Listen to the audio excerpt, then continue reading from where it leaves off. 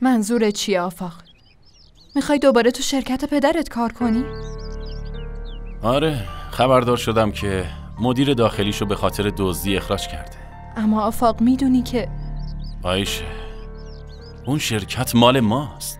نمیخوام بعدن که به ما میرسه دیگه چیزی ازش باقی نمونده باشه. پدرت ازت سوء استفاده میکنه، خودت هم اینو خوب میدونی. آره میدونم، مطمئنم همچین نیتی هم داره. خب اون بهت چی گفت؟ توی قرارداد نوشته که هر وقت خواست بدون دلیل میتونه قراردادمو یه طرفه فسخ کنه و نوشته که نمیتونم هر کاری که بهم داد مخالفت کنم، حتی کارای کوچیک. آفاق تو اینطوری شکنجه میشی. آره، اما این شکنجه دردش کمتره از این که توی شرکت پدرزن فهام کار کنم.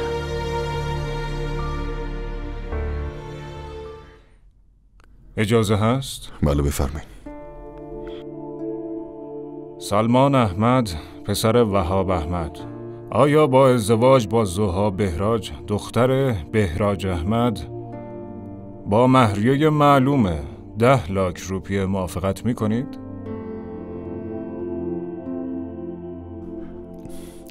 سلمان جان جواب بده.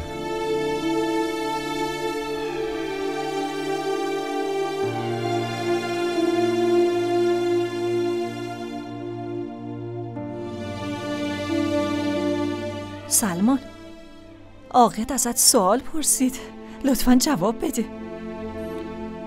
سلمان احمد، پسر وهاب احمد، آیا با ازدواج با زوها بهراج، دختر بهراج احمد، با مهریه معلوم 10 لاک روپیه موافقت میکنید؟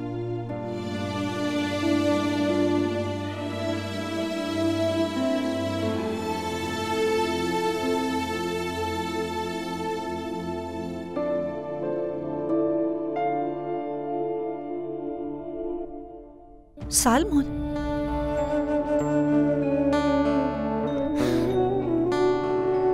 سلمان احمد، پسر وهاب احمد، موافق هستید؟ بله.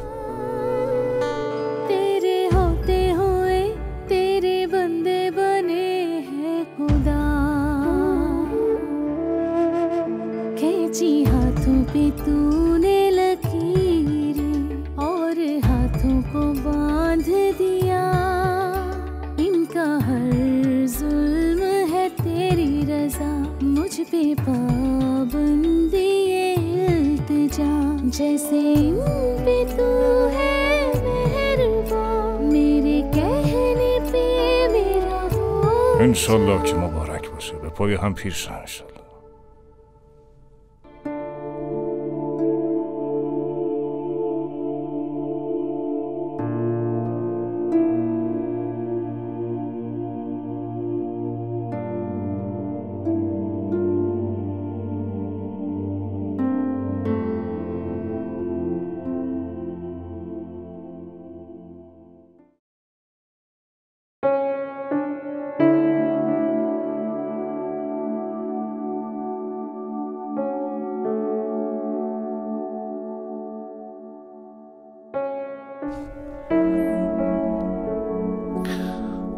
زوها،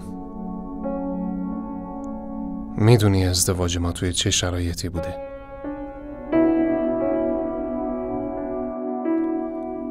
ما توی این خونه همه با هم خیلی خوبیم و امیدوارم تو هم اینجوری باشی. امیدوارم همه با هم مهربون باشیم و احترام هم نگه داریم.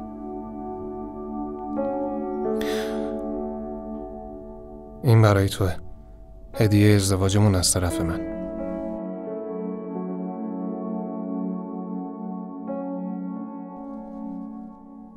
من حالم خوب نیست. وقتی هم حالم خوب نباشه دوست دارم تنها بمونم. پس لطفاً تنهام بذار.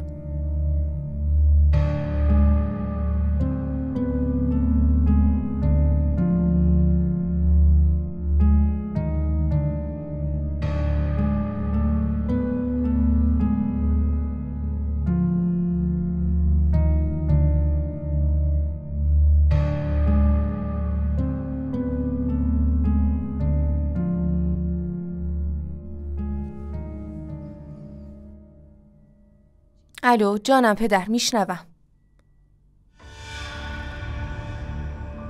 چی داری میگی پدر؟ چطور ممکنه؟ شما اینو از کجا میدونی؟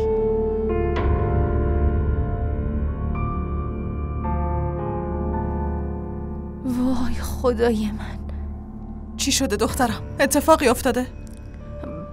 پدر بعدن باهات حرف میزنم. خدا نگهدار. الن چی شده؟ خب مادر جان، سلمان دیروز دوباره ازدواج کرد. چی؟ چی داری میگی؟ پدرم الان بهم گفت. این چطور ممکنه؟ ممکنه؟ یه لحظه صبر کن. وایسا. اول باید بپرسیم جریان چیه.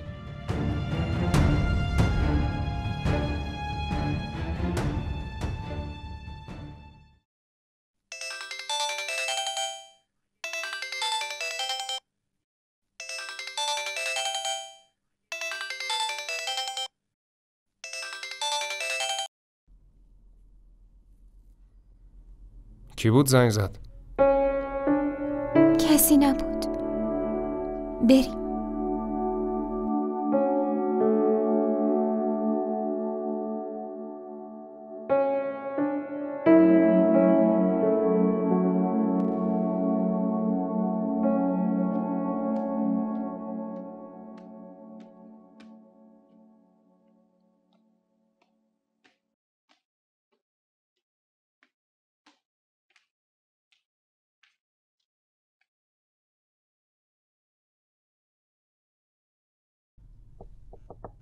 زوها؟ زوها؟ سلمان؟ سلمان میشنوی؟ سلمان؟ مامان؟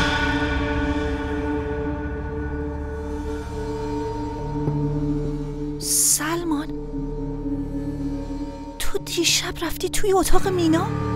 آره رفتم اتاق مینا. چرا خب؟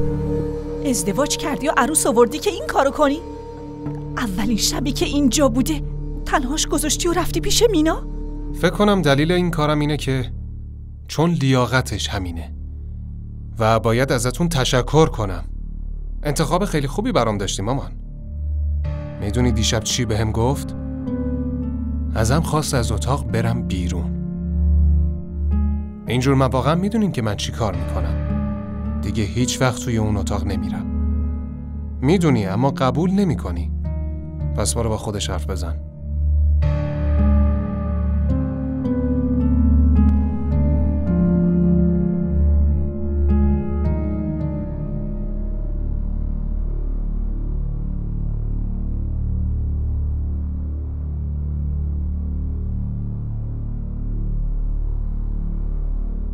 چرا این کارو کردی؟ از سلمان خواستی از اتاق بره بیرون؟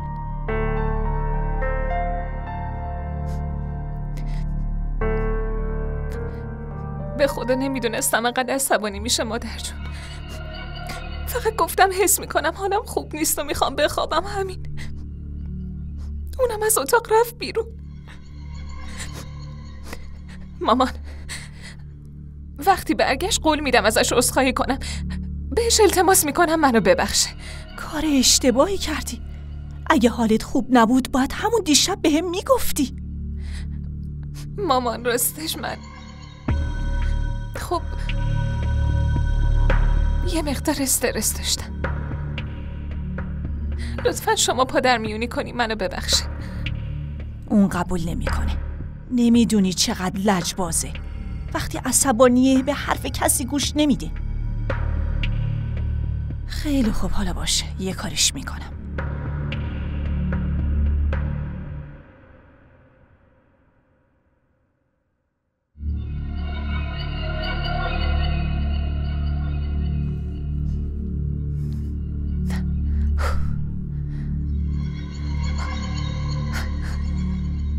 وای عجب بازیگر خوبیم من. انگار اشکام واقعی بود.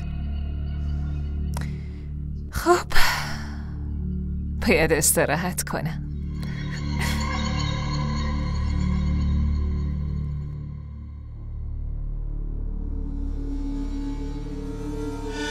آره. مناقصه امروز رو دیدی؟ بله دارم روش کار میکنم. پیشنهادمون آماده است. خوبه. برام پیشنهاد و بیار خونه.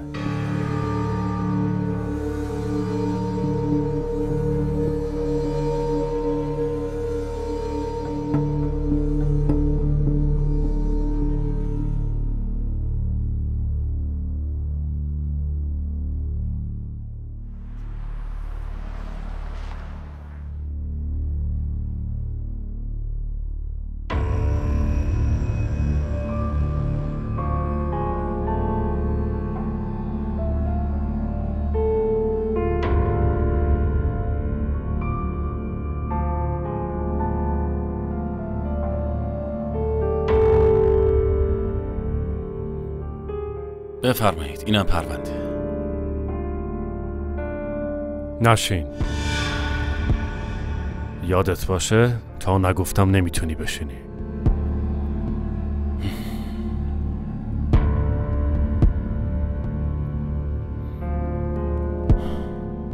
باید قیمتو بیاری پایین.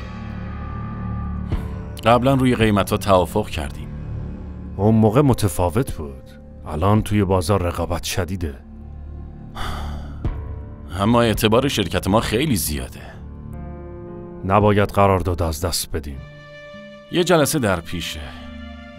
اگه لازم شد قیمتو میاریم پایین. اما قرارداد از دست نمیدیم. باشه. این پرونده رو میخونم.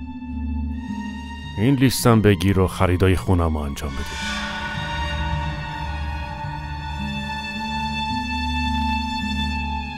به چی زل زدی؟ برش دار.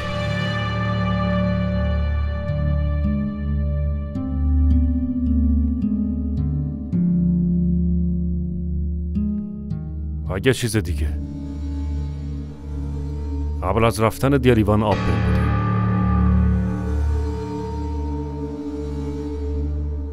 نمیشنوی؟ یه لیوان آب برام بیار.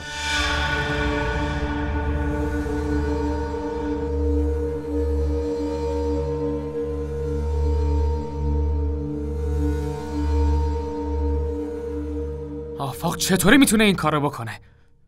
یادش رفته اونجا جاییه که خودمون همگی تصمیم گرفتیم ترکش کنیم؟ راستش فهم پدر مدیر داخلیشو از شرکت اخراج کرده. ظاهراً اختلاس بزرگی انجام داده. آفاق فکر میکنه که اگه شرکتمون تو دست کسی دیگه ای باشه ممکنه این به ما مربوط نمیشه. ما که هیچ سهمی تو اون شرکت نداریم. اون شما رو از چیزی محروم نکرده. اما ما در ما هم سهمی ازش نخواستیم. فقط شما نیستین، بچه‌هاتون هم سهم دارن. ما به حقمون نرسیدیم. اون وقت بچه‌هامون چجوری میخوان به حقشون برسن؟ اینقدر عجول نباش، هر چیزی به وقتش فهم. واقعا؟ پس باید همه اینا رو برای برادر آفاقم توضیح بدی. توجیهش کن که منتظر بمونه.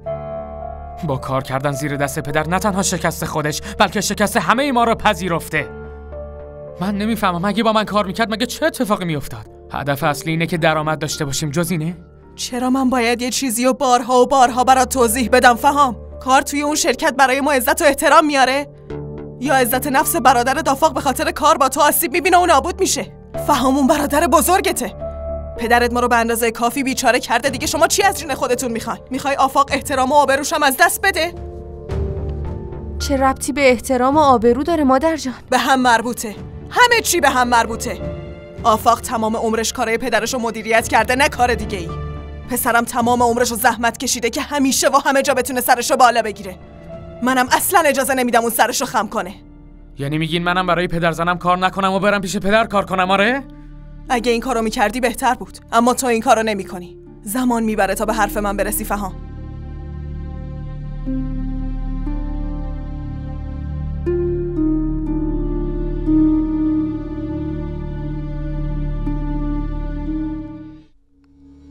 واقعا آدم عجیبی هستی نصیرالدین. از بچه‌های نافرمان من حمایت میکنی و بعد میای جلوی من؟ رو تو برم. میدونی محمود، همیشه حسرت اینو خوردم که از دار دنیا فقط یه دوست دارم، اما اون خیلی آدمه بدجنس و شروریه. منظورت کیه؟ کسی که باید در واقع دشمن من باشه. ما نگران نباش، تا زندم ترکت نمی کنم مرد. بازم مسیر درست دنیا رو بهت نشون میدم. اگه به حرف من گوش نکنی دعا میکنم بعد از مرگت همه ببخشنت. پس واجب شد ازت تشکر کنم. آخرش میخواد چی بشه؟ خب میرم جهنم. چی؟ آفاق تو؟ اینجا؟ حالتون چطور عمو؟ وسایل آوردی؟ بله. بذارش توی آشپزخونه. آشپز رفته بیرون، اون مرتبش میکنه. محمود، اینجا چه خبره؟ خدمتکار جدیدمه. توی شرکت کار میکنه، اما چون آدم شریفیه کارهای خونم هم دادم بهش. بله، من میرم. خوبه، گوش کن. یه سری مدارک رو اصلاح کردم. بعد از اینکه اعمالشون کردی ببرشون توی جلسه. بعد جلسه هم بیا پیشم. دیگه میتونی بری. بله چشم.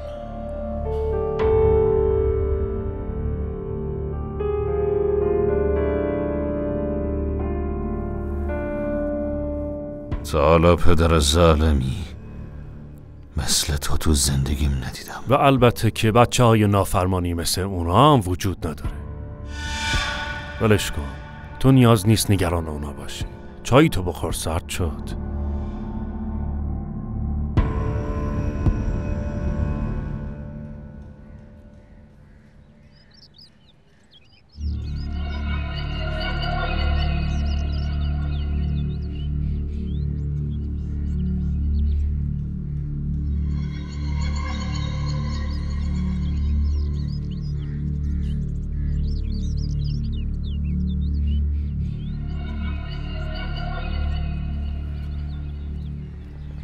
چرا تنهایی اینجا وایسادی؟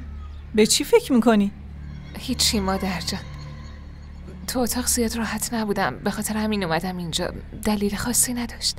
میتونستی بیای توی اتاق پیش من عزیزم. نه، من نمیخواستم مزاحم شما بشم. در ضمن فکر کنم شما میخواستین برین جایی، درسته؟ آره، میرفتیم پیش دوست وهاب برادر زشان. دوست خانوادگی نزدیکمونه، نامزدی پسرشه. میخوایم براشون لباس و طلا هدیه ببریم. چی شده؟ حالت خوبه دخترم؟ خب مادر راستش حس میکنم یکم تب دارم. تب داری؟ یکم؟ خیلی تبت بالاست. خب پس سلمان کجاست؟ هنوز بر نگشته؟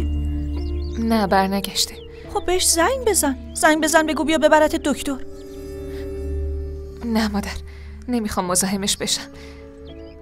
و در ضمن اون از دستم عصبانیه. وقتی برگشت ازش خواهش میکنم ببرتم. بازم باید بهش بگی. دیگه الان باید برگردی خونه. خب دیگه من میرم، باید آماده شم که زودتر بریم. مراقب خودت باش دخترم. زود میام.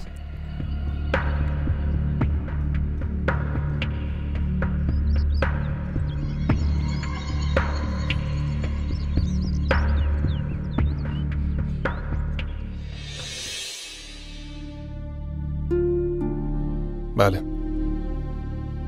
چرا؟ چون والدینم ازم خواستن. فکر نکردی این کارت برای مینا چقدر زجرآوره؟ چرا اتفاقا خیلی هم بهش فکر کردم. اما چاره دیگه ای نداشتم فهم.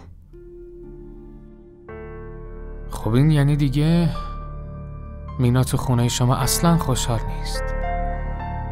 دیگه هیچ کس تو اون خونه نمیتونه خوشحال باشه. میتونستین بچه به سرپرستی بگیرین. واقعا؟ برادر آفاق 6 سال نتونستن بچه دار بشن. چرا اون این کارو نکرد؟ من کار غیر قانونی انجام ندادم. باید قبلش بهمون میگفتی. مینا خواست نگم.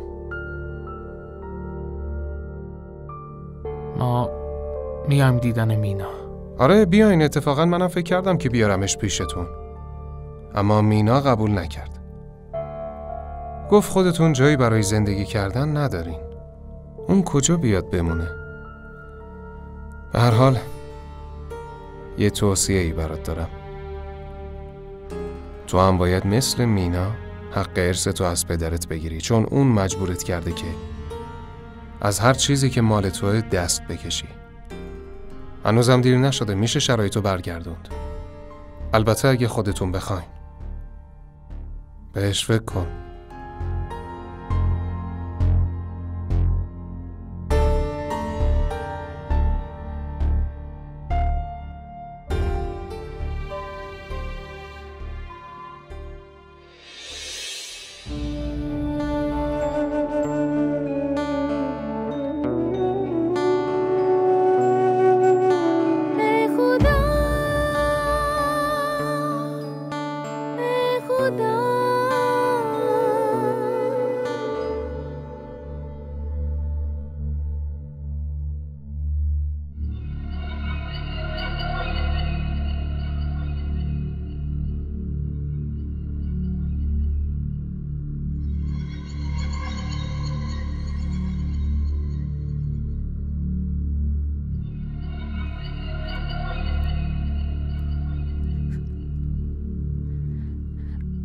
نظرت راجع به من چیه؟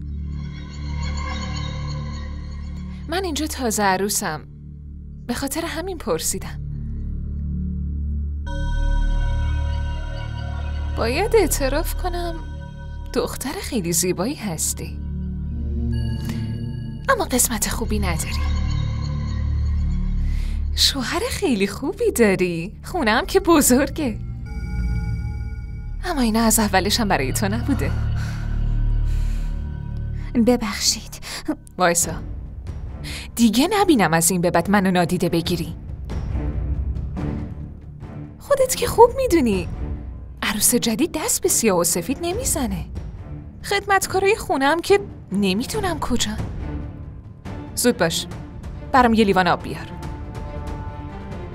گوشات نمیشنون؟ با من درست حرف بزن.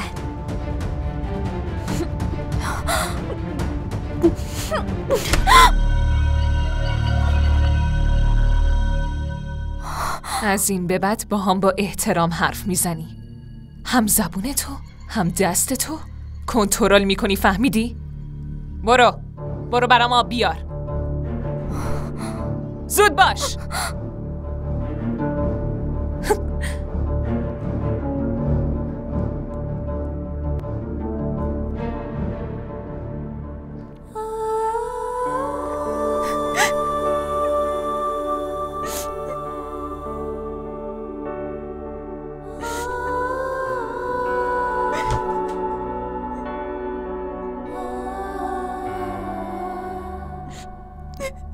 سلمان، چی شده؟ چرا گریه میکنی؟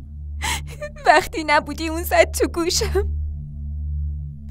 کی کتکت زده؟ زوها. چی؟ آره، تو حیاط منو زد، دستش روم بلند کرد. سلمان چی؟ یعنی چی؟ آخه چرا باید همچین کاری بکنه؟ نمیفهمم. سلمان لطفاً باور کن، سیلی زد توی صورتم. دارم راستشو میگم سلمان. خیلی خوب، تو آروم باش.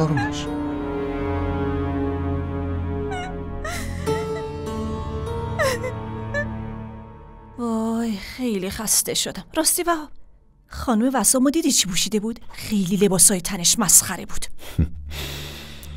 همه که مثل شما خوش سلیقه نیستن.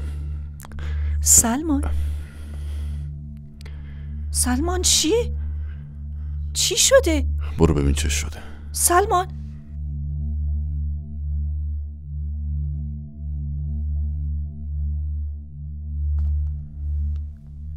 تو دست روی مینا بلند کردی؟ زوها ازت سوال پرسیدم، نگام کن و جواب بده. سلمان چی شده؟ چرا سر زوها داد میزنی ها؟ از من نپرس مامان، از این دختره بپرس چی کار کرده. روی مینا دست بلند کرده مامان. چی؟ اون مینا رو کتک زده؟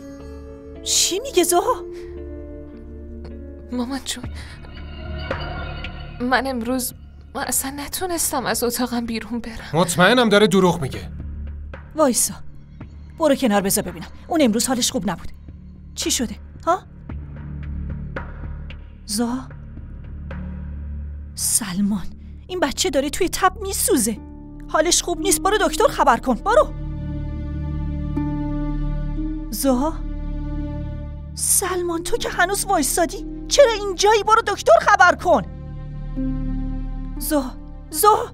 زها بیدار شو. وهاب سری دکتر خبر کن. حال زها خوب نیست. زها چی شده؟ زها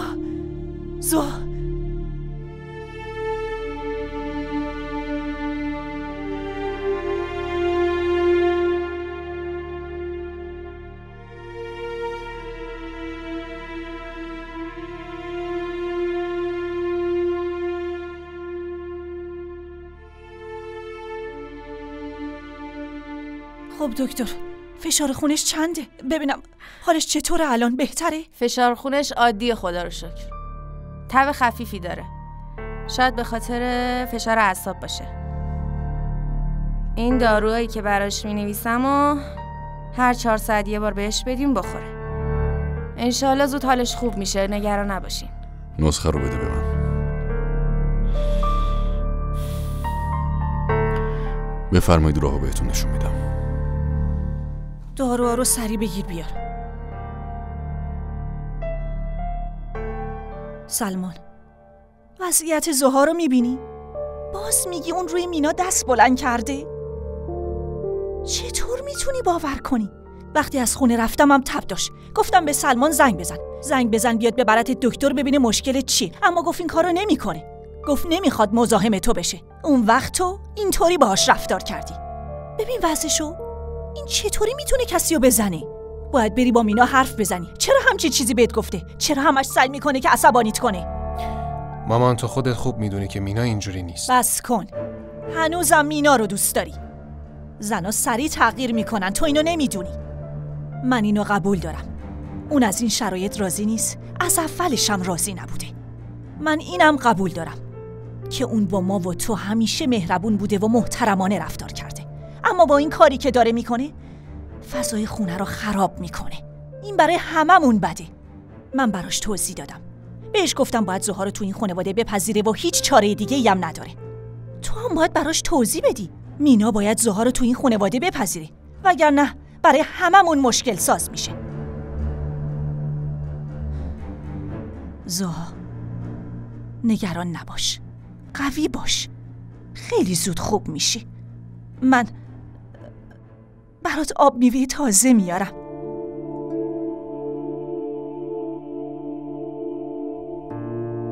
وای، هنوزم تب داره. داروها رو که آورد خودم بهش میدم. انشالله که چیزی نیست. نمیدونم کی خونمونو چش زده.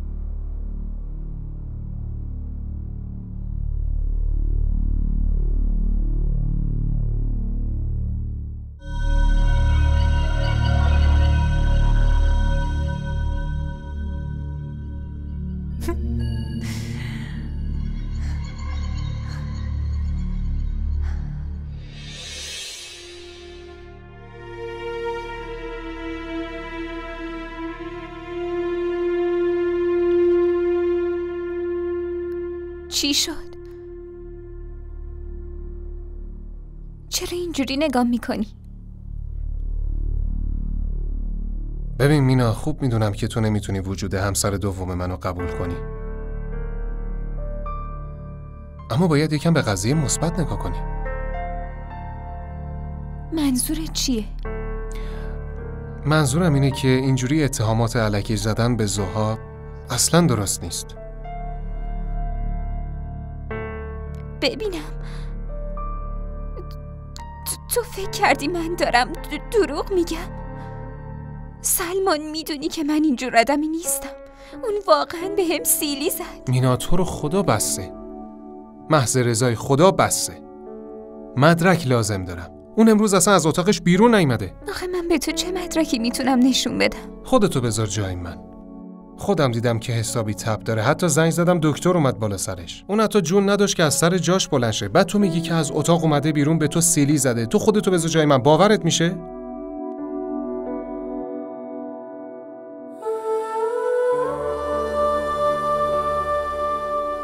لطفاً اینقدر بچگونه توطئه نکن. فقط فضای خونه رو خراب میکنی. باشه؟ راستی مادر حسابی از دست عصبانیه. فردا ازش معذرت خواهی کن.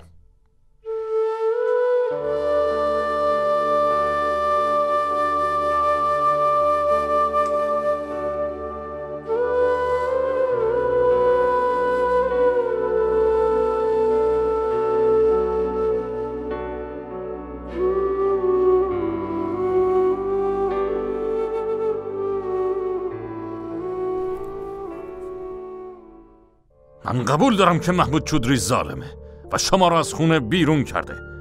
بذارین یه چیزی بهتون بگم.